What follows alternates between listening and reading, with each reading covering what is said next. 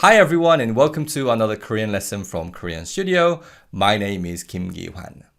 Now, in many languages, many verbs can be used in many different ways. And in English, we have verbs like make and take, which can be used in different ways, which are not always necessarily related to one another. And similarly in Korean, many verbs can be used in various unrelated contexts.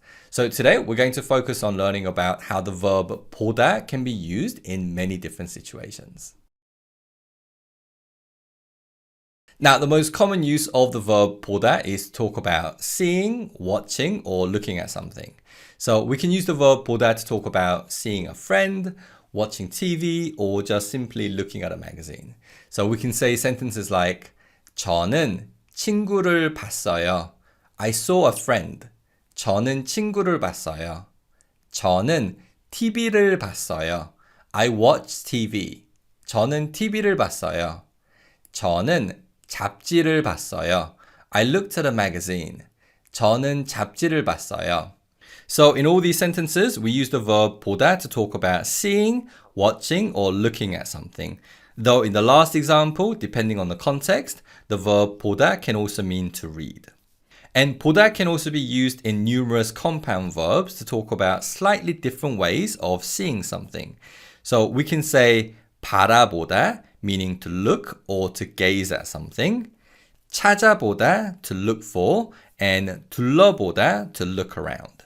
Now, these are just few examples of how the verb 보다 is used in compound verbs to indicate a slightly different way of seeing, looking, or watching something.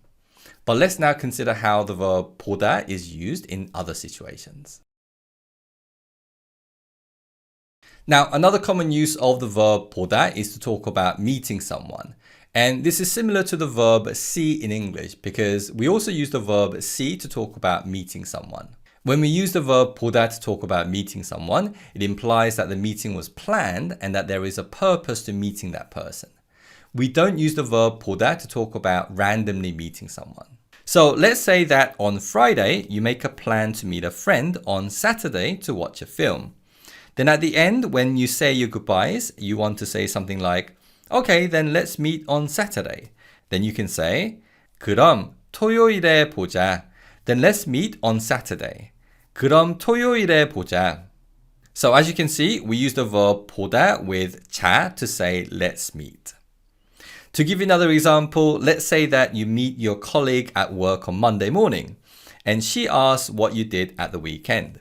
Then to say that you met a friend, you can say 저는 주말에 친구를 봤어요. I met a friend at the weekend. 저는 주말에 친구를 봤어요. So again, we use the verb 보다 in the past tense, 봤어요, to say I met a friend. Now, of course, we can use the actual verb to meet, which is 만나다.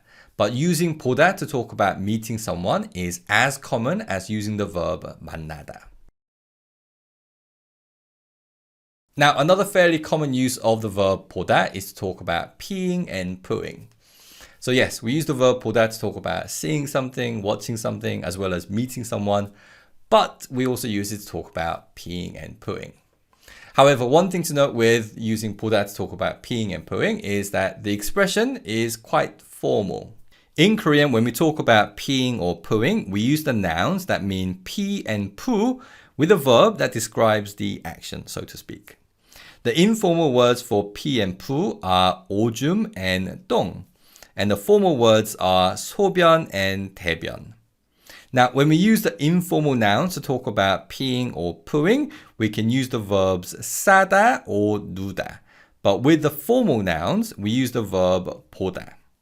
So let's say that you are at a hospital and you need to give a urine sample. So to tell you to pee in a cup, the nurse might say, 이 컵에 소변을 보세요. Please urinate into this cup. 이 컵에 소변을 보세요. So in places like hospital, where it's important to use a bit more formal language, we would say 소변을 보다 instead of 오줌을 누다. Now, one thing to note is that we don't use 보다 to talk about babies peeing or pooing. And this is because 보다 indicates a more controlled way of peeing and pooing. And obviously, babies generally don't pee and poo in a controlled way. So to talk about babies peeing and pooing, we use 싸다. So we can say 오줌을 싸다 or 똥을 싸다, and they are fine. But 똥 can sound a little inelegant, a little crass, shall we say. So quite often when we talk about babies pooing, we use another verb, which is 응가하다, 응가하다. So you can say 똥을 싸다, but quite often we use this cuter word. It's not a cute word. Anyway, 응가하다, because it's less vulgar, kind of. Okay, let's move on from, I think you get the idea. So let's move on from using 보다 to talk about peeing and pooing. Now, another common use of the verb 보다 is to talk about look after or take care of someone or something. For example, when my daughter was a little baby, my wife would ask me to take care of our daughter so that she can do something else. And to make this request, she would say, 해나 좀 봐주세요. Please look after Hannah. 해나 좀 봐주세요. So here where we say 봐주세요, it doesn't simply mean please look at something. It means please look after. And to give you another example, in Korea, I used to do a lot of my work in a cafe. So on a Sunday afternoon, I would go to a cafe and spend 2 to 3 hours doing my lesson planning. So I will take out my laptop, get my books out, and just work in a cafe. And when you're there for that period of time, you might need to go to the toilet. So instead of packing everything in my bag and taking everything with me, I would just ask someone nearby to keep an eye on things and look after my things. And that's really common in Korea. So to make this request, I would say, 제 노트북 좀 봐주세요. Please look after my laptop. Please keep an eye on my laptop. 제 노트북 좀 봐주세요. So again, here, 봐주세요 means please look after, not just please look at. Now, one thing to note is that in Korea, there is also another verb that means to look after or to take care of, and that's 돌보다, 돌보다. But 돌보다 suggests that someone is looking after something with a lot of care and a great deal of interest. And in these examples, we can use 돌보다 in the first example sentence as looking after my daughter isn't just about making sure nothing happens to her. But in the second example sentence, we wouldn't use 돌보다 as we're simply just asking someone to keep an eye on my laptop. So do keep in mind of this difference between 보다 and 돌보다. 보다 is simply to look after something or to keep an eye on something, whereas 돌보다 is to look after and take care of something with a great deal of care and with a lot of interest. Now, another really common use of the verb 보다 is to talk about doing some work or a task. To give you an example, let's say that you and your colleagues went out for lunch, and after lunch you go to a cafe for some coffee. But one of your colleagues, let's say his name is Minsu, has disappeared. So someone asks where Minsu is, and you want to say, oh, he's got some work to do, so he's gone back to the office. Then you would say, 민수는 업무를 보러 사무실에 갔어요. Minsu went to the office to work. 민수는 업무를 보러 사무실에 갔어요. 업무 is a noun that refers to office work. So 업무를 보다 or 업무보다 means to do office work. Now, to give you another example, let's say that you go to Gangnam Station because you have to get a haircut, buy some stationery, and also go to the bank. And while you're there, you remember that your friend runs a cafe nearby. So you go and visit him and he says, what are you doing in this area? Then you can say, 볼 일이 있었어. I had something that I had to do. 볼 일이 있었어. 일 is a noun that refers to general task. And 볼 is an adjective form of the verb 보다. So 볼 일 kind of means something, some work that I had to do. So another common use of the verb 보다 is to talk about doing general tasks and work.